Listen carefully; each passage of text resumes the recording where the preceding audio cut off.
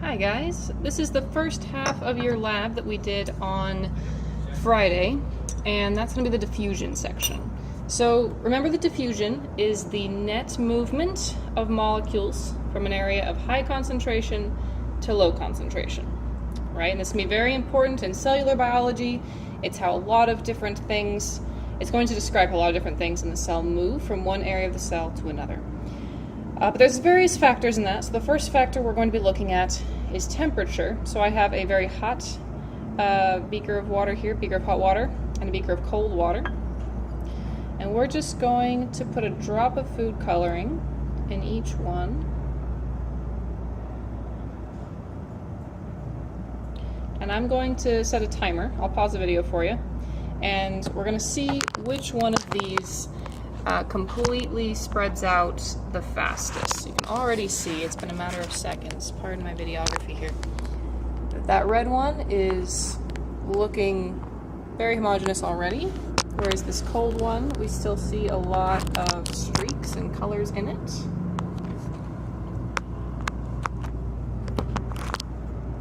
Alright, it's been about 30 seconds and I can't see any more streaks in the hot water. That has been thoroughly diffused in there, and it is one homogeneous solution.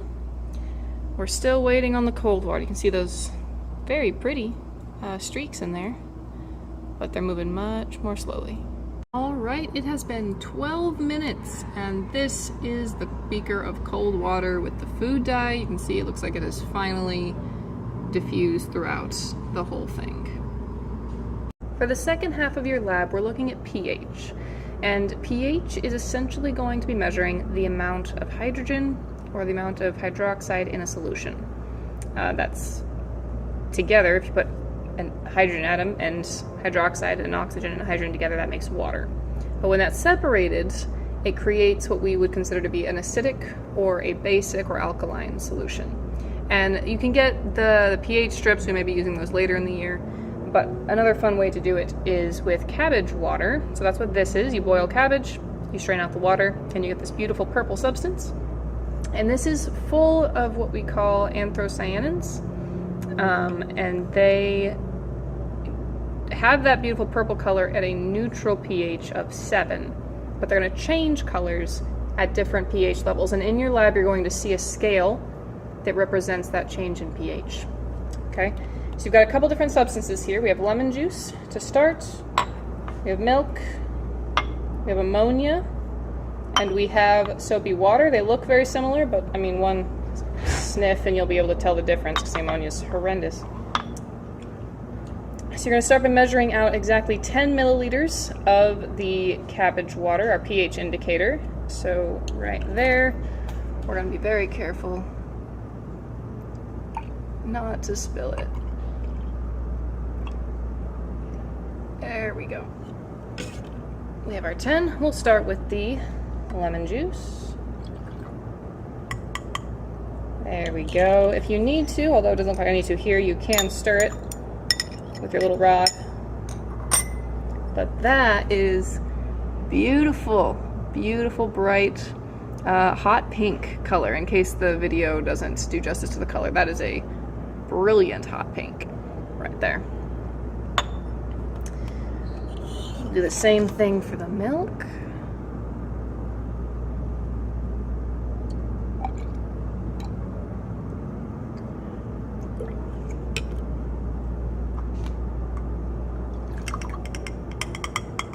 Now, because the milk is so thick or white, it's not going to be as vibrant, but you should still be able to pick out a color.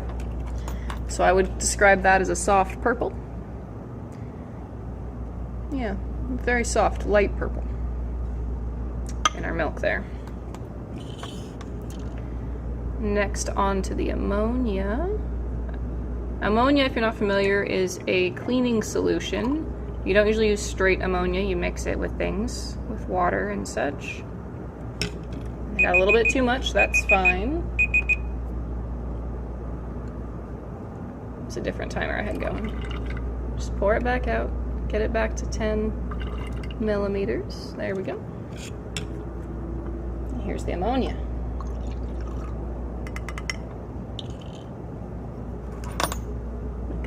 That's a beautiful forest green, I would say. A little lighter than forest green. Nice bold green though. One more time with the soapy water.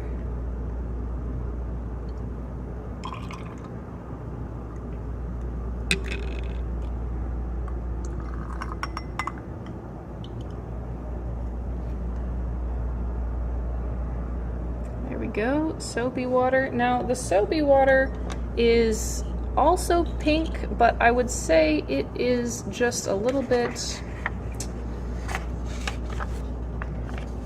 more, it's less hot pink. It's more of a, closer to a red pink on that one.